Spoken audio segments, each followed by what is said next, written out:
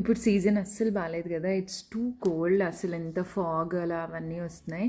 And ఈ season అనే కాదు, ఇలా చల్లగా ఉన్నప్పుడు పిల్లలకి ఇమ్యూనిటీ బూస్టర్ లాగా అండ్ ఆల్సో జలుబు దగ్గు రాకుండా రా హనీ ఉంటుంది కదా, న్యాచురల్ హనీలో జింజర్ని తురిమేసి వేసాను అనమాట. జస్ట్ ఒక 2 days అలా దాన్ని అలా ఉంచేసి 3rd day నుంచి you can start eating. So morning ఇలా డైలీ యూకే ఒక స్పూన్తో తింటాడు.